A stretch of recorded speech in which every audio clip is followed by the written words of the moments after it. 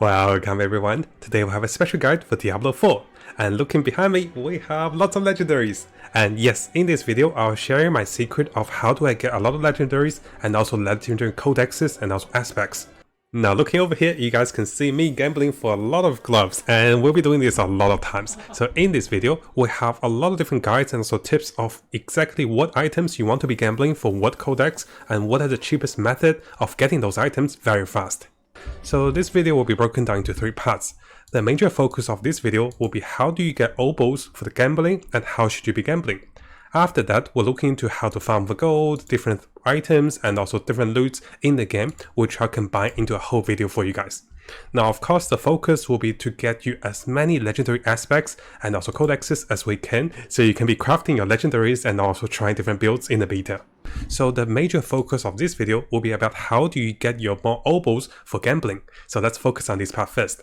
Now normally you can get anywhere from 20 to 30 or 35 obols for completing an event, curse chest, also a curse shire.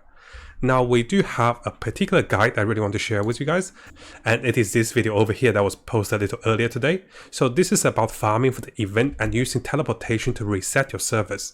Now this particular method is extremely good, and what I want to show you guys is how much we can get in one go with my particular replay.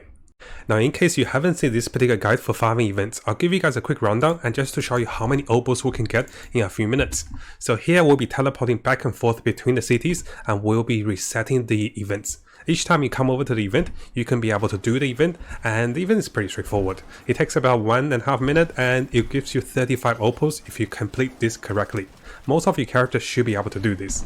So looking over here, I'll fast forward a little bit, and over here we got a legendary and also a 35 opal. So now we're going to teleport back to the city and then we're going to do this again. Now do keep in mind, sometimes this does not happen right away. So sometimes you might be teleporting over and you don't find any of the event. It's okay, teleport it back again. And go back to that video for more reference and also more tips. Now the highlight of this particular method for me to farming opals at level 25 is that sometimes you'll be able to bump into an event and that's about to complete. And that is really good. Let me see if I can find one for you guys over here. So during this recording, sometimes I bump into an event and that's just about to finish. And before you know it, within 5 seconds we make 35 opals. And sometimes this happens a lot. You can get extremely lucky. So this is one go, right? I'll just show you guys a little bit. And within another minute, I found another event that was about to finish. And before I know it, within 30 seconds, I was able to get 35 opals. So within the span of 5 to 10 minutes, I collected about 100 opals. And using this method, I can easily farm anywhere from 500 to 1000 opals while having food or watching something. So you don't have to click right away. There will be players over there that will be fighting this event to level up and also to get gambling currencies. You can participate. Sometimes if you just stand still, you can still get those loots. Now just a little teaser, on the next part I also want to show you guys how to AFK and also get loots as well. So this is even more better, right? The other one you still have to move. This one you just AFK over here, you get a bunch of rare items and you use those to craft your endgame level 35 items. I'll talk about this at the end of the video. Now that we briefly had a look at my method of getting more opals, the next thing is, what do you do with those? Now if we come over to the gambling NPCs, I have listed a number of cost of items that is available with gambling NPCs. And just to give you guys a quick breakdown, you don't have to do all the calculation, I have calculated or had a look at the best buy for each of the codex that is available for legendary aspects. So let's say if you want a legendary aspect that is offensive, you should be gambling for gloves. And similarly for utility, you should be going for gloves. For mobility, you should be buying boots. And if you want legendary aspects for the resource, you should be going for helmet. And finally, if you want defensive codexes, you should be going for the pens for the legendary aspects. Chests can work, but they will also give you utility. So I'll give you guys a quick example using the necromancer. So if you come over to the tree with necromancer, and currently my previous build was about the blood necromancer, right? So we use the blood mist to trigger the corpse explosion. And a lot of players really want this one because this is the build changer. And in order to get this legendary aspect, how I was doing it is, I was farming a lot of opals with a previous method I told you guys about, and then I was buying a lot of gloves.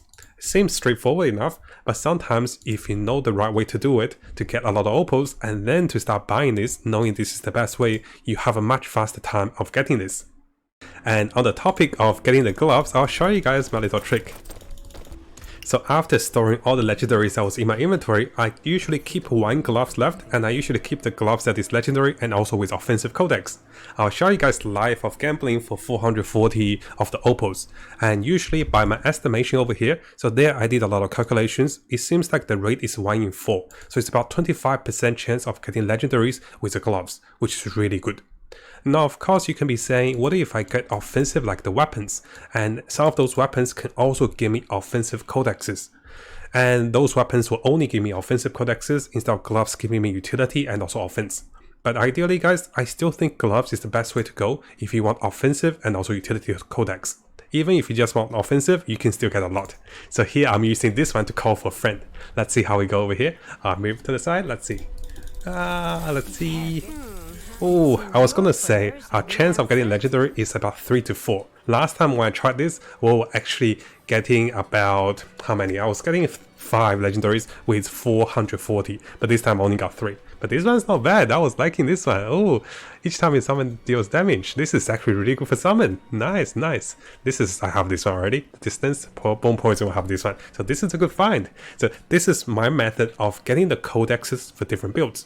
And this is how I was able to craft so many different builds for different characters, because it's so easy to farm the codex. Sometimes while editing videos or watching something or eating food, I'll be farming my Obols using the above method, and then I come over here to find the best thing I want to find. And sometimes over here, I'll show you guys, sometimes you really want certain items from the resource section or utility section.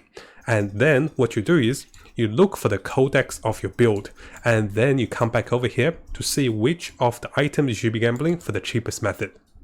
Now I know all of this can be a little confusing. Just to give you guys a quick rundown, let's say if you want to try a build, my best recommendation is to gamble with some of your gloves.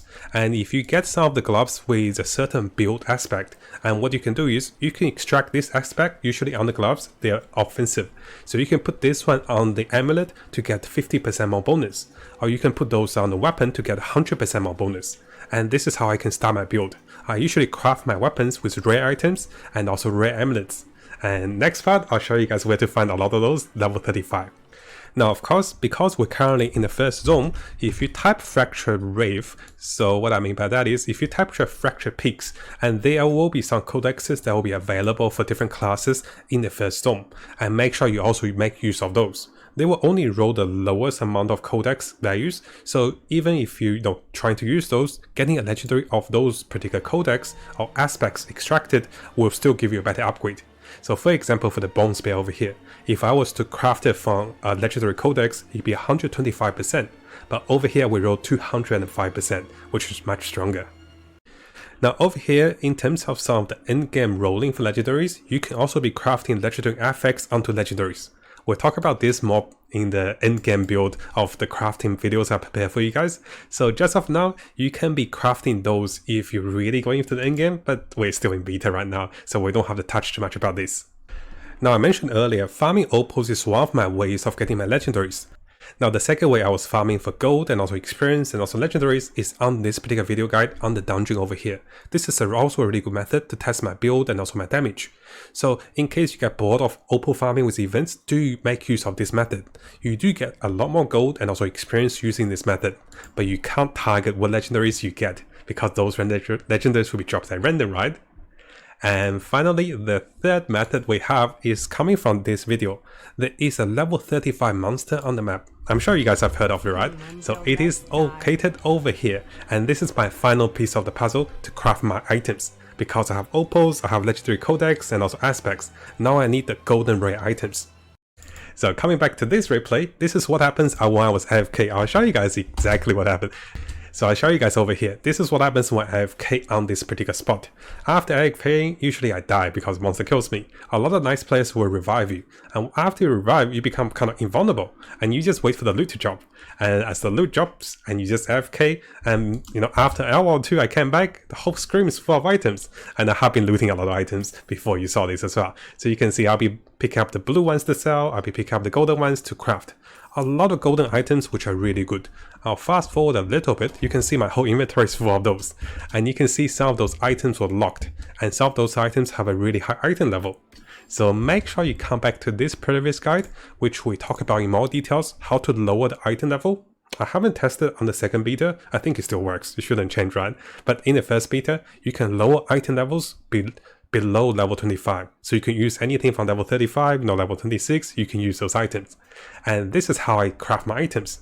I get those golden items, and then I make sure we roll the rare stats first. Notice this particular legendary, it had a rolled item with 7% essence cost. So I make sure before I turn this into a legendary with aspects, I roll the values to get something I wanted.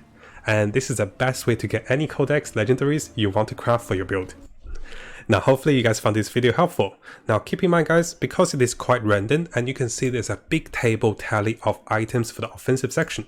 So my best recommendation is, although you might be wanting one particular codex to try a particular build, if you get something else, let's say if you get the skeletons and then all of a sudden you can try the skeleton build. So there's a lot of things you can try depending on the codex. So don't just isolate yourself to one build. Sometimes I build my build depending on what codex I get from the gloves, and then I craft them onto the rare items, and then I try the build.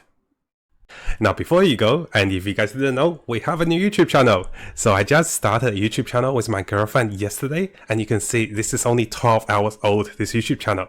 And if you guys haven't subscribed, make sure you subscribe and check out the behind the scenes and also fun clips and also more stories about us. And then you get to know me a little more personally instead of just reading the news and also the games, right? So I want to share a little bit more with you guys. So make sure you check this channel out if you're interested about Matt and also Uni. She's really funny too, and she's really shy. So I want to give her a surprise and do a shout out for the new channel to get some subscribers. Thank you guys. I'll see you guys next time.